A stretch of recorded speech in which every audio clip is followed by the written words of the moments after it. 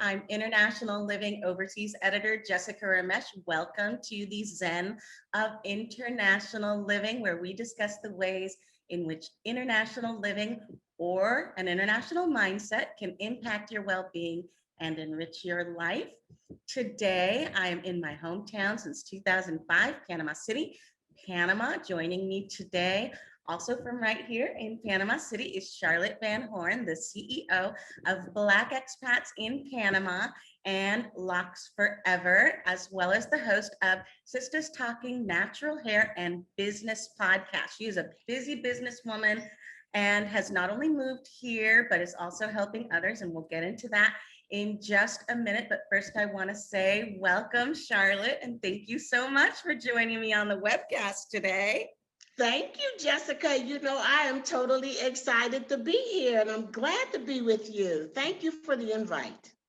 It's wonderful to have you, Charlotte. And I have so much that I want to talk to you about your life and your business. Could we start with a little bit of your background info? I know you're originally from New Jersey and Panama came into your life through love. Tell us a little bit about that.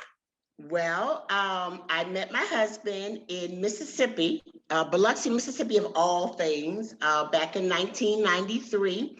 And to be honest, I was so ignorant about travel, I didn't pay attention in geography. And so when he said he was from Panama, I was like, oh, that's nice. And then I heard him speak in Spanish one day and I said, oh my goodness, you speak Spanish? And he looked at me and he says, I'm from Panama. I said, okay. So I met this Panamanian man in 1993 in Biloxi, Mississippi. And that is how I was introduced to Panama. I didn't visit Panama until like 2004 was my first time visiting, 2004. I come from a very small town in southern New Jersey. And it's so small that when I tell people where it is, I say it's like 40 minutes from Atlantic City and 40 minutes from Philadelphia. You know, you gotta give them, you know what I'm saying? You got to give them markers. That's how small it is. But I come from a very small town in New Jersey, Glassboro, New Jersey. And that's how where I came up, and that's kind of how my background. I wasn't traveled at all. And then I met Alfredo, and that's how I came to this place. So tell me about your first impressions, that first visit to Panama. What's going on in your head? What are you thinking? I never want to come here again, or oh my God, I love this. What's going through your head? That is such a good question. I don't think anyone's asked me that. My first impression of Panama was like, wow, you know, and this was 2004. And one of the reasons that it was wow was because my husband is like this Bill Cosby guy that, you know, tells the story about how they had to walk 5 miles in the rain or snow to get to school. And the stories that he always told me about Panama, and this is like before I was very involved in the internet or anything like that, they were always very primitive. You know, they seem to me, coming from, you know, New Jersey, to be very primitive. So I was expecting more of a jungle, more of dirt roads, you know. Honestly, I was expecting something very Gilligan's Island-ish. And I was surprised at the sophistication of Panama. I loved the weather. I was like, I just love it. I love the weather. And I liked it. I did. It was like one of my first international trips. Yep. Wow. How about the language? Did you already speak some Spanish and were you able to get by, or was that a challenge at the beginning? Oh gosh, I'm gonna tell you something. At the beginning, at 2021, it's a challenge. And my husband is Panamanian, and that's why, you know, everybody thinks what I'm doing is so great. I'm like, girl, you don't speak Spanish and you're here. That is brave, right? You know, for people to come, because my husband bails me out all the time. Um, and to be honest with you, when we started coming in 2004, I didn't speak Spanish. My daughter came with us the first time that I came, and she still laughs about me being in in McDonald's and tried to order something, she say French fries. So that was definitely a challenge. But with my husband being of course, bilingual, I could get by. But it's intimidating, and it still is. Still is. Did you just go the language classes route, or have you just been picking up things as you go along? Well, initially, we didn't decide to move to Panama until I think 2011 was when we Mhm. made that choice. And so between 2004 coming the first time and 2011, I wasn't really trying. I mean, we would come to Panama once a year, and that would be the only time I'd be around Spanish, really. Right. And then when we started thinking about moving here, then that's when it started sinking in. Somehow or another, I I think I'm more of a learner in a classroom setting. I try to pick up and from my husband speaking and other people speaking, but after a while I get lost, and then I feel lonely. I do, because I am a great communicator. Yeah. And well, I like to talk, put it that way. And so it's challenging. But because I do like people, I love people, and I want to have friends and different relationships and really learn, I'm working really hard at it now. I recently, this year, got an instructor. So I do private lessons, and we're kind of a little bit on a hiatus right now, but being that I'm in Panama so much more often, I can really feel that I'm getting better. I can feel it finally. And it's very affordable to get an instructor here, right? Did you find somebody locally? I did. She is a lady that I met. Her name is Christina, and I met her. I met her through hair. We first connected through hair, and she just become a very good friend. And come to find out, she's an amazing Spanish instructor, and she really is. And like you said, because she's from here, she's a returning Panamanian as well. Because she's from here, I think I get a little bit more than you might from somebody that's not. I mean, she that's not from here, because she also gives me a lot of culture.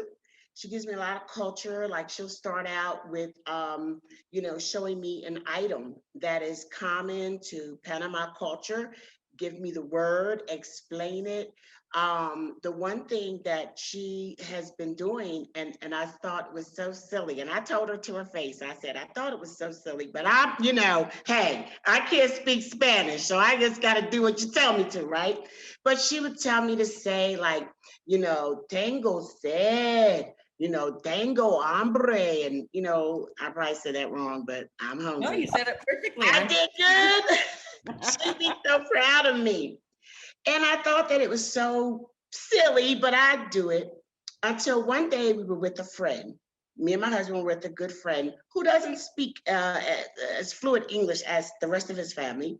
And he speaks Spanish a lot. But I noticed that when he was speaking, that he speaks with his hands. Now, Panamanians are very animated anyway, but I mean, he speaks with his hands with purpose. Like, he was talking about being on a flight and the turbulence.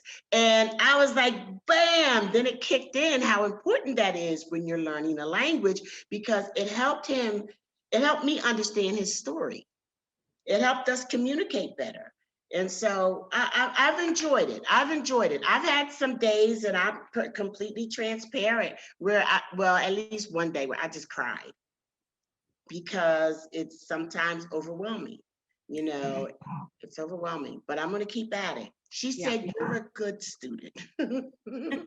I'm sure you are. And it's so important that thank you for sharing that, because all of us have these days when we've moved to a new place, and there are all those wonderful days when you're at the beach or whatever, the beautiful things, but there will also be those points, those dips. We have days where we're like, what am I doing? Yes. And that's really, I think, very important to share with other potential expats, that do expect and get through those days. I want to go back a little bit to what you said about making the decision to move here around 2011. What went into that decision to buy the house here, to start living here part-time as you're doing now? Honestly, I think it was just kind of random. Oh, When I met my husband, honestly, when I met my husband in 1993, now remember, I was this sister girl that didn't know what Panama was. And he said to me, he said, he says, I'd like to retire. He was in the military at the time. He says, I'd like to retire in my home country of Panama. I was like, oh, that's nice. Thinking to myself, I would never leave the United States. I just knew that I would never leave the United States and live any other place. But as we started to come and visit, like, beginning in 2004, I started to rethink that. And I said, maybe I could do this. I like the fact that the cost of living was so much more affordable. We live in Northern Virginia, right outside of DC. So, you know, yeah, that's not, you can't retire in luxury there, unless you have a really big retirement. Um, so I just started kind of opening up to it. And I'm not sure why, Jessica, but when we were here this one particular time, and I think it was actually like October of 2010. And we started thinking about maybe we should just look at some places just to see. And so we called a realtor, didn't know anybody. That's why I love being in groups now. Didn't know anybody and called a realtor, and I didn't know anything about any part of Panama, but he took me to, I think it's near Nueva Gorgona, New Gorgona. Gorgona, absolutely. Good beach community. Right. Maybe now. But in 2010, it was a hot mess for me. I couldn't see myself there. And as we got closer, his father was driving. As we got closer, I said, I don't want to see this place. And he said, yeah, it's a brand new place. You haven't even seen it. I don't know what they were building because, I said, I wouldn't want to ride past this every day to get to it. I don't care what it is. I'm very particular about that. And so then we headed back into town. We canceled with the realtor and headed back into town. And we were going to come and see this place, Brisa de Golf Norte. And we were just kind of kicking around, just kind of seeing what's out here. Sort And of urban Panama City community. yes. And it started to rain, and my husband said, it was like the day before, the day before the day we were going to be leaving.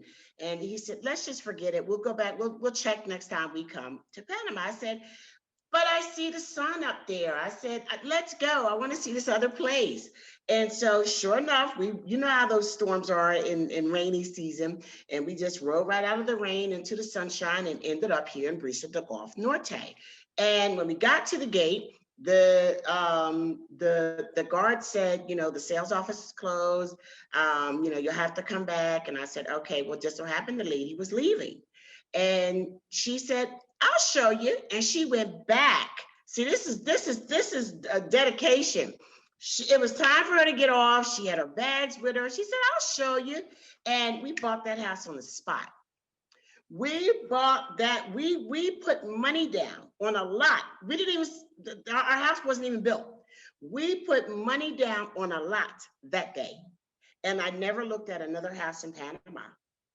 Wow, what a story, Charlotte. At another house in Panama, and in all the years that I've been coming here since, I've never been in a community in anywhere in Panama yet. Not to say that I've been to all of them that I felt was more for me. This community is for me.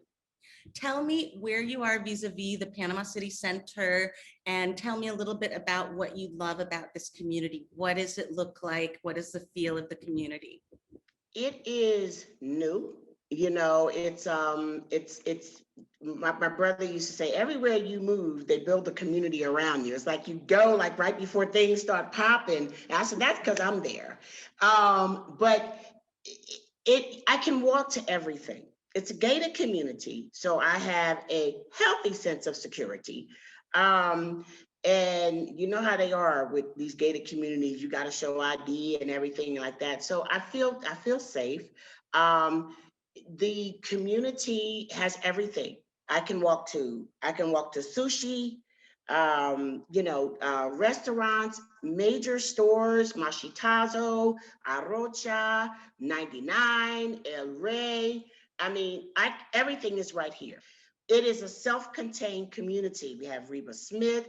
It is right off the highway. I mean, literally, the Corridor Norte dumps right into our community. And it's 15 minutes from the airport, about 15 minutes from the city, not that far from like one of the more popular beaches like Coronado Bay. I'm sorry, like Coronado. We can get there, I'd say within an hour and a half.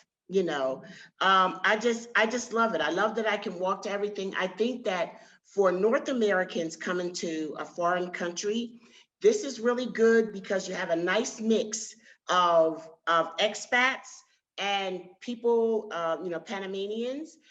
So it's not like you just go to a place where it's just all expats speaking English and, you just bring whatever you're doing in the United States to another country and do the same thing. I don't want to do that.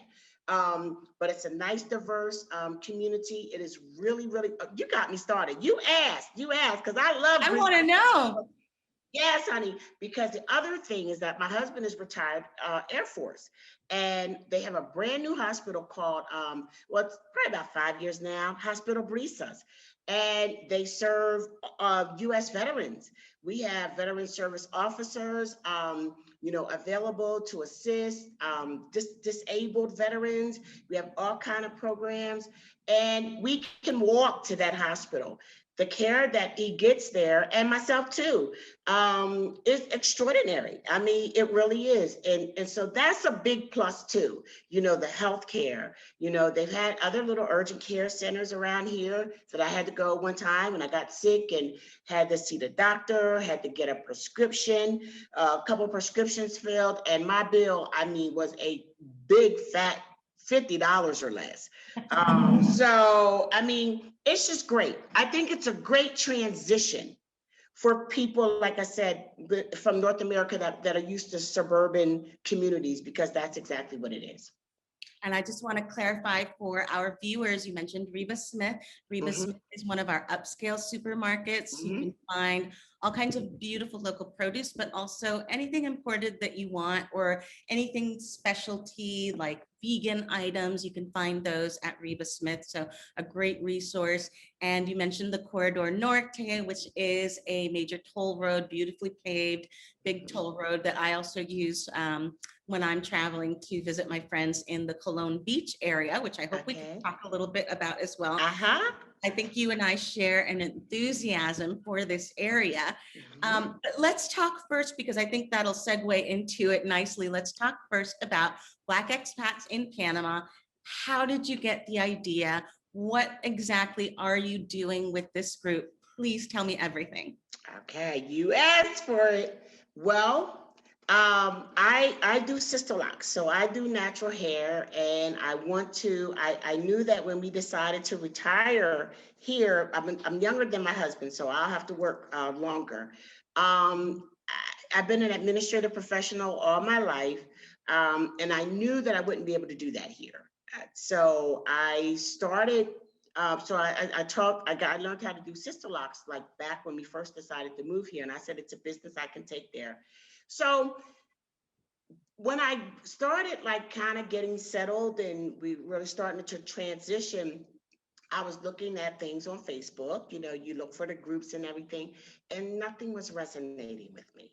And I kept looking for, and I'll just be honest with you, Black perspective is different.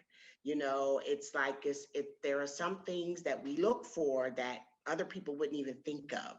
And I just wasn't finding that. I wasn't finding what I was looking for. So finally, I just said, well, I'll just start one. So I started a Facebook group called Black Expats in Panama back in May of 2019. And I would post little things, and for a year, I got like 20 members, and periodically people were, but let me tell you, when COVID hit, I say it was a cocktail of Karen in the Park, George Floyd, and COVID. The page blew up.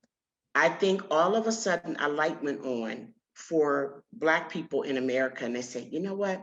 This is too much. Not to mention, and not to, want to be political or anything like that, but it hadn't been the best 4 years for us under the Trump administration. It had been very, very demeaning, and just a lot of us weren't happy with the way things were going in that direction. But when I'm telling you, from June of 2020, like a couple months after COVID hit, to now, we have added 2,500 members. I think we're almost up to 2,700 members. Wow. It took us a year to get 200, and it took us a year to get an additional 2,500. It got to the point where managing the page became a job. We get like 700 posts a month on this page. And I mean, I'll go and look for, people coming into the group, and on any given day, it could be 30 people waiting, to come into the group. I screen everybody. I screen all the posts. Like I said, it really kind of got to be a job. But during COVID, I was in the United States. I didn't come back to Panama until January. I left Panama February or March of 2020. Didn't go back again until January of 2021. So I had time to build. My salon shut down for 2 months, and I just started seeing this interest, Jessica, and I'm like, wow, these people are like, well, how can I go to Panama? What can I do there? What's the housing like there? And I started talking to a company, a friend of mine, his name is Chris Depew, and he's the president of ITA Global, which is a destination management company that I was in a relationship with anyway. And I said, Chris, we need to throw together a tour. I said, we need to put together a tour that would be able to show people what, just a taste of Panama, what it's like to live in different areas around the city. And our tour has to be unique in that it has to address Black culture. So our tour, so he was like, nothing to it but to do it. And we put one trip out there, and bam, it sold out. We ended up having 2 trips for May of 2021. We scheduled them after, far enough away prayerfully, and it turned out okay from COVID. And we ended up, we got into relationships with realtors, other tour guides. I wanted Afro Panamanians to give the Afro, culture and the history. We visit the West Indian Museum, which is like the one monument to the West Indian Black history of Panama, and the diggers and building the canal. And it has just been, oh, and of course, Cologne.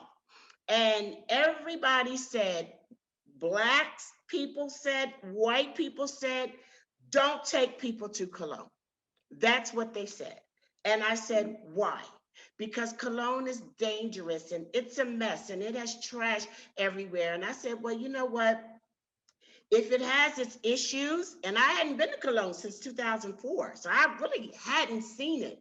But I said, we're going to go there. We're not going to ignore it. Of course, you want to be safe. We need people that are skilled and are aware of where we are, no matter where we are, whether we're in Cologne or whether we're in Panama City or wherever. I need to know that people are with us that know where we are and what we're doing. And I said, well, you know what? There's plenty of cities just like Cologne in the United States of America that just get ignored and passed over and demonized and monsterized, and until somebody else wants it. And then they go in, they buy it up cheap and sell it high. And so I just took the chance. And I told Chris, I don't know how you're going to do it. I don't know who you need to get in touch with, but Cologne has got to be a part of our tour. And the other thing was that we needed to support Black vendors whenever possible. Not say that I'm not open to supporting others, but we have to support each other. And I wanted us as Black expats to make a difference in Panama. But anyway, we went to Cologne, and then we went to Portobello, and then we took a boat over to Isla Mame, and that has just become a staple in our tours. And I love it every time. I mean, people come. People are not even aware, Jessica, that Black people, some of them are not even aware until they come here that they got West Indian roots. Isn't that interesting? So it's just been, oh, it's just been amazing. So we've added a lot of components. We've partnered with major developers in Panama City, and urgent care centers, and in the hospital that's assisting vets. And we're just doing everything that we can to bring people together and get them to experience Panama in this way. It took me a lot of years to experience Panama in this way. And I like bringing people here and letting them get this firsthand at the first visit. It's wonderful. And what you said about Cologne, it's very true. Even Panamanians will tell you, don't go to Cologne. But what people won't explain is that Cologne City, the capital of the province of Cologne, both are called Cologne, and Cologne City gets a bad rap because it does have those crime statistics. But the province of Cologne is this big, beautiful province with some of the best Caribbean beaches you'll find anywhere, and some of the least expensive Caribbean property you'll find anywhere. And that's something that people generally don't explain. And I'm so happy that you're embracing that province. I recently wrote a cover story for International Living magazine all about the Portobello region. And I know that you and I are both very excited about the beaches there and about the opportunities. So very, very cool. So you've really created a network for Black expats in Panama, Charlotte. Yes, we have, and I'm sorry for the noise. We actually have what they call, I used to call them mosquito trucks. I grew up in a rural area, and I just can remember mosquito trucks coming by and spraying. I don't think they do that in the States anymore, but they do it pretty regular here. So yes, and oh yeah, so we have created a community. And just last night, we were at La Tapa del Coco, and there was like 35 guests from the page. Some of the people, we put an event out there. We try to do meetups. We try to do Zoom meetups for the people who are not here yet. And that reminds me, I got to set one of them up soon. But oh, it's amazing. And it's not like you want to come. It's not, I don't want people to misunderstand. It's not like we want to come to Panama and all we want to do and see is Black people. That is not it at all. But it is wonderful to be able to find some people who you can relate to, people like me who can say, don't worry, your Spanish is going to get better. This is where you go to get your hair done. I've been there. It is a community, and it makes people feel that much more comfortable about making that move. People are getting these friendly nation visas. They got some things that are changing in that, and boom, a lot of people are getting those. You got the pensionado. People are learning about that through the group and getting connected with attorneys through referrals, and it is absolutely a community. I go as far as to call it a family. It's a family. We did our Caribbean tour where we went to Portobello, Cologne, and Isla Mame, and we eat at the Congo House. And they have the new museum there in Portobello. It's beautiful. It's a new art museum that's just opening up, and that's really nice.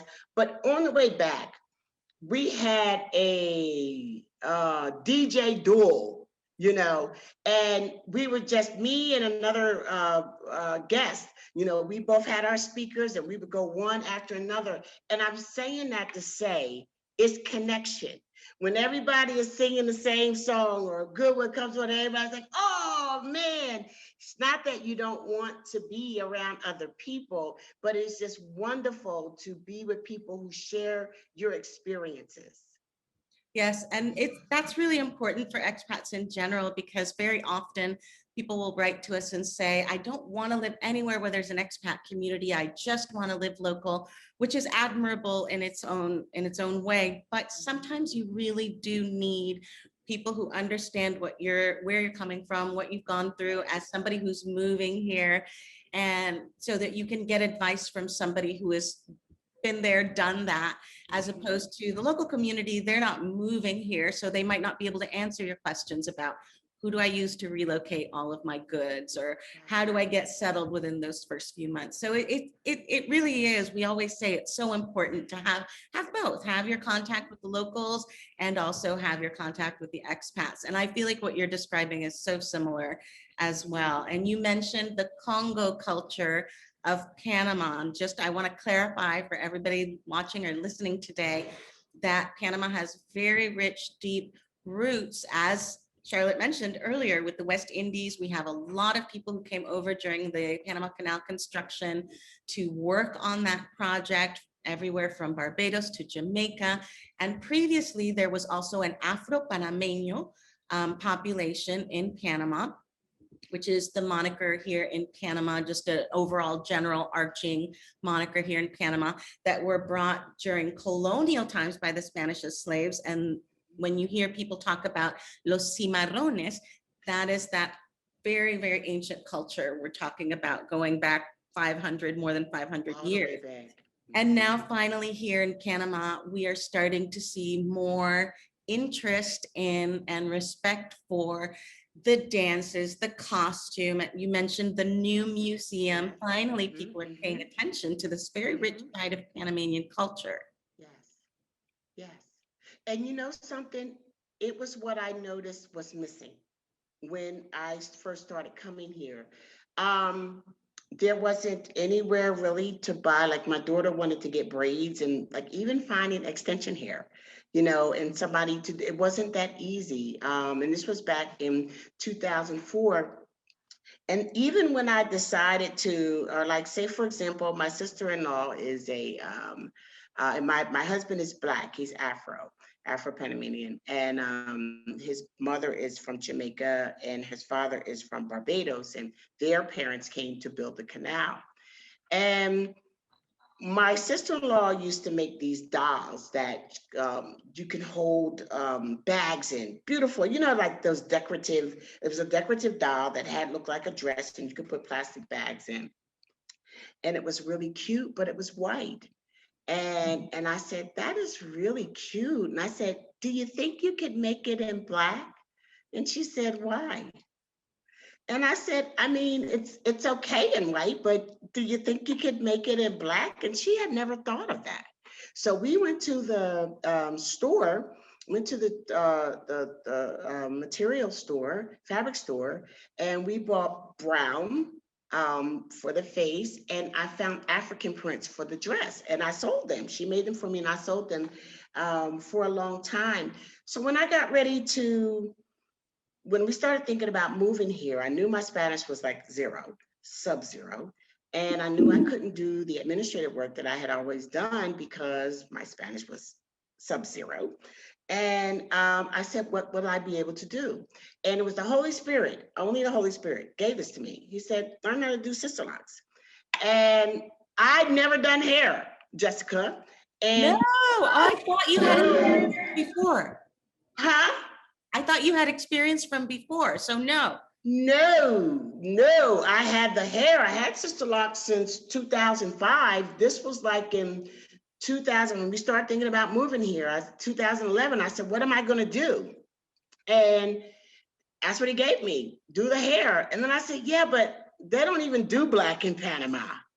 Because I'm giving you the example of my sister-in-law who never thought of a Black doll.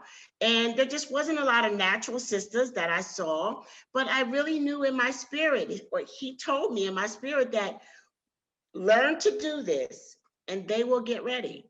By the time you're there, they will be ready. I started that business. I went for the training, it's 4-day training. And when I left that training, I wanted to cry because I don't do hair. I was having a hard time being coordinated about it. And I did cry really, because I was like, I just gave them all this money. Sister Locks is a trademark and you have to get trained to do it. But I had put the money in, so I was gonna try. But by the time I got ready, first of all, Sister Locks ended up retiring me. In 5 years, I had no idea the business would grow that much. So between 2012, when I started it, and 2017, I retired from corporate America. I have not worked for anyone else other than myself since 2017. And that was part-time. And wouldn't you know it, over the years, Panama, you could start to see it. You could start to see more recognition of the Black culture, and it's working out. So even some of the people, like I have somebody that I'm going to have a consultation with later on from Panama. I've made it affordable. Sister Locks is very expensive, but I have scaled it down to meet, Panamanian um, economics, and they're ready. There's a whole lot more of them ready than I expected, and a lot of Black expats are ready. So they come here, and to have somebody here to do their sister locks is like, yes, this is really the place for me, because it is a consideration. So you're right. They really just started to dig in deep on the Afro-Panamanian part. It's And so interesting. So interesting what you're saying, because like so many other countries with a large Black population, in Panama, Black women, in order to enter the professional world, had to straighten their hair. And it is now that I'm opening the newspaper, and on any given day, I'll see an article about the importance of natural hair and not allowing this to be a determinant for professional success in the Panamanian corporate world. So now we're starting to see this in the mainstream press as well, in Spanish. Wow. See, that's where I miss stuff, because I'm not fluent in Spanish. I miss stuff like that because I wasn't even aware of that. And if you could come across those articles, share them with me, because I will share them with the group. I will send them to you. And the great thing about La Prensa, which is Panama's most popular newspaper and the one I read the most, is now they've got their digital set up. It's much better than it used to be. And now Google Translate will open up right there with you. And it won't be a perfect translation, but you can click on it and read it in English, and you will get, you'll get 75 the gist. percent. Exactly. Yeah. So very helpful. So I will show you how to do that as well. Okay. Yes. Thank you. Thank you. Absolutely. Okay. So I just want to, before we wrap up, Charlotte, and it's been so wonderful talking to you, but before we wrap up, I want to hear about what are the good things that are keeping you interested and excited about Panama? What is the great thing about your day-to-day life or your ideal days here in Panama? What do those look like, and what is bringing you joy? You want the truth? Always. Part of it is I'm very popular here. I'm serious. I'm like, the people that want to connect with me are just like, really? Yeah. Yes. There's a lot of excitement around the movement that we've started. And that's exciting to me. I mean, that is very exciting to me. So we have a life here. We've built a life here, and that is what is so, and I'm working very hard to become more permanent. I'm here like part-time. Usually I'm here once a month, and my husband is here, pretty much most of the time now. But I am working hard to become more here more often. I think just I feel a lot safer here. And I'm just being honest. I do. I feel so much, and I don't know why I just started feeling emotional. It's so hard right now in the States. It is so hard. And even when I get off the plane, when I'm going back, just the oppression is so overwhelming. And I love what I do in the States. I love, our home there and everything, but I'm very concerned about my safety. I'm sorry. Not at all. Not at all. So I'm concerned about my safety. I'm concerned about my nephews, my son-in-laws, my grandchildren that are coming up there, our daughters. It's just so oppressive.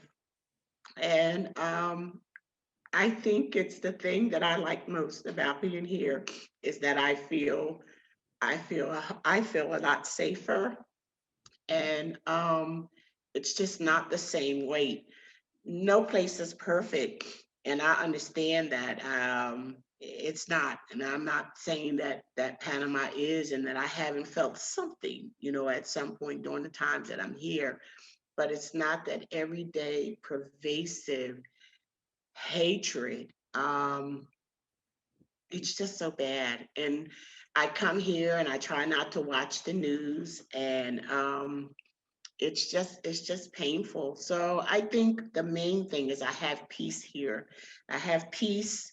I sleep better. I'm just a lot more happier.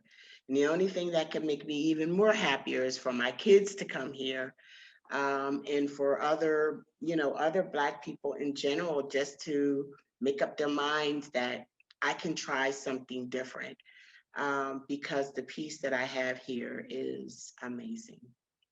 And so I think that's the main thing. I hop off the plane and how I feel is it's like an exhale. And I'm an old woman. You know what I'm saying? Well, I mean, I'm 57.